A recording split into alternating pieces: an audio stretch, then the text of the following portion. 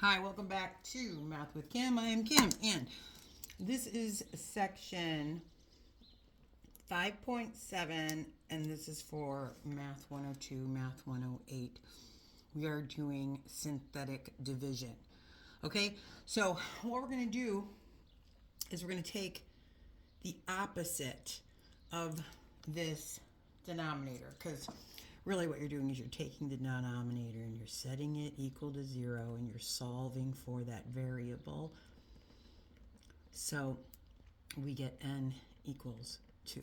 So that is what we use in our synthetic division. Okay? And we can do this problem like we already did in the last section earlier. We did long division. So this is an option instead of long division. This is synthetic division, okay? So what we do is we find that what that variable equals, and obviously it shouldn't be an n, it should, or maybe it was an r, but when I circled it, I guess this is an r there. This is an r. So this is going to go on the outside. All right, now we kind of write an upside down division bar for synthetic. All right, and then if you recall from long division, we need our variable exponent to go in descending order. And we can't have any gaps, because if we have gaps, we have to fill in the zeros, okay? But we're all going to take the leading coefficients of each. Okay, we're going to take and also the sign. All right, so what we're going to write next to this 2 inside of the box is going to be our positive 5, negative 3, negative 10, right? Watch those negatives, negative 8. Okay, minuses are negative. We know that. So now, how do we do synthetic division? All right, here's your steps. Once we have solved for our variable in the denominator, and then we've taken all of our leading coefficients, including any missing ones. Now we start like this. Drop your first, okay? Now this is going to always be multiply down, and then you put the answer in here, okay? So what we're going to do is we're going to take 2 times 5, and we get a 10. Now we just add down. So negative 3 plus 10, or 10 minus 3 is 7. Okay, now we start over again. So now we take 2 times 7 is 14. Put our 14 up here. So negative 10 plus 14, 14 minus 10 is positive 4. And then 2 times 4, because we start over again, brand new problem. 2 times 4 is 8. Negative 8 plus 8 is 0. Yay! And you know what this means? No remainder. And we like that. Okay? So this is just like what we did with long division, except for way easier. And now check out how easy writing is. Like, what are we going to do with these 3 numbers, right? Well, look what our original problem started with. It started with an r cubed, okay? But we divided out, by doing this, we divided out one of those r's. So we're left with r to the second power, r squared, okay? So that's what I put next to my first number, r squared. Now this is positive. We know it's positive because there's no negative sign in front of it. So I'm going to put a plus, and let's go in descending order. R squared, r to the first, plus because it's positive, r to the 0. But we know that anything to the 0 power equals a 1, and that's why we don't have to write that in. So here is our answer. Okay? I think this is way easier than long division, but you be the judge, okay? All right, so that's our first answer. Let's go to number 17. So now, number 17, same concept.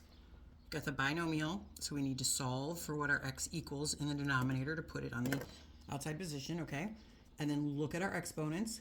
4, 3, 2, 1, 0. Beautiful. No gaps. So let's go ahead and set that equal to 0 and solve for our x. Okay. Now the other way to do that, guys, is obviously just look at whatever this is and take the opposite. Right? This is our minus 2. So what's the opposite of a minus 2? A positive. Okay, that's how we do it. So in this one, x minus 2, well, then x equals a positive 2 because it's the opposite. All right, that's how we find it. So it's simple. You don't have to go through this, but I'm letting you know how we're getting those numbers. All right, so now we're going to take that negative 1 and we're going to put on the outside, do our upside down division. All right, we got go with fourth power. So what's our leading coefficient? 1, right? If we don't see a number in front of our variable, it's a 1.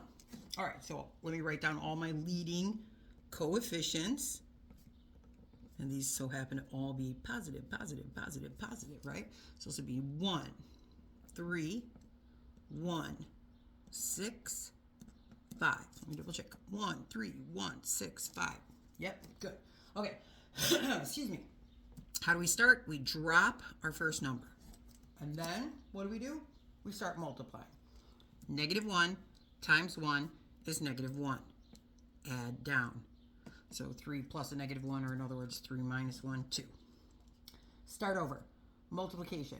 Negative 1 times 2 is negative 2. So it's just like this little, I don't want to write on this because I don't have a pencil and I don't want to, I can't erase it. So it's just like this little check mark again. It's times plus, all right? Well, times put in plus, times put in plus. That's our little pattern.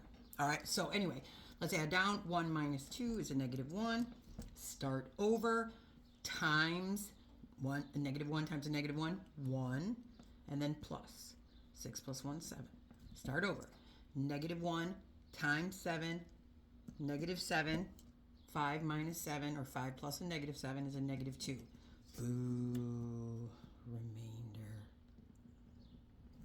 All right, and I'm always cutting that off. Now, how do I know that's a remainder? Because it should always cancel out at the end and get a 0, okay?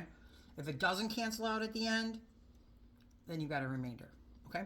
So now, where do we get our variables from? What are we going to put in between all of these numbers?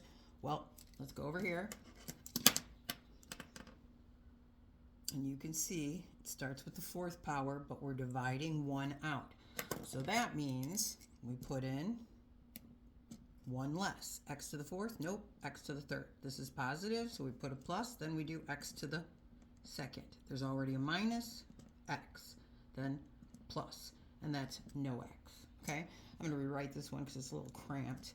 X cubed plus 2x squared minus x plus 7. And then sometimes it's written with a minus, but let's just be safe. I'm going to put plus negative 2. And then, of course, what did we start with in the denominator? X plus 1. So that continues to be in the denominator of our remainder. Okay? So remember, that's how we represent a remainder on the end there. All right. Moving on, let's do the last one. We already figured out what we are dividing by, so we're putting that little 2 on the outside. We're writing our upside down fraction bar. Now look at our exponents. Ooh, we got fifth, and then down to the second, and then down to the 0. So this is 1, this is 1. There's going to be a lot of zeros here, folks. You ready? 1, so that's x to the fifth, x to the fourth, x to the third, and we're back. X to the second, x, no x. You see that? This is 1x to the fifth plus 0x to the fourth plus 0x to the third plus 1x squared plus 0 times x minus 2. And that's what this is, okay? And that's how we represent it when we have our placeholders. All right, so here we go. First step, drop the 1 and start multiplying. 2 times 1 is 2, add down, got your 2. Start over. 2 times 2 is 4, add down, we get 4. Start over. 2 times 4 is 8, add down, 1 plus 8 is 9. Start over. 2 times 9 is 18, add down, 0 plus 18 is 18. And then Start over. 2 times 18 is 36. Add down. Negative 2 plus 36 is a positive 34. Remainder.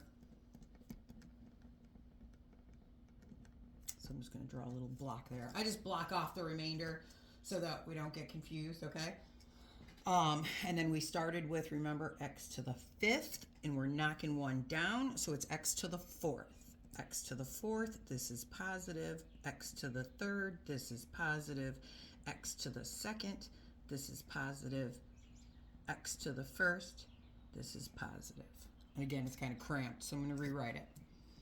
X to the 4th plus 2x to the 3rd plus 4x to the 2nd plus 9x plus 18. Don't forget our remainder. Put that guy in the numerator, and the denominator is the denominator we started with. Okay? That is our answer. Okay? So this is synthetic division, and next chapter 6, we start factoring. So, as always, keep up the good work. I want to make sure you guys can see all this before I leave. Hold on. Let me make sure it's all in the frame. All the answers. All the steps. Oh my gosh. Did we not get all of them in? I'm getting scared. Did we get all the steps? Did it move? Hopefully it only moved up. All right. Well, as always, good luck with your homework. And, bring in questions.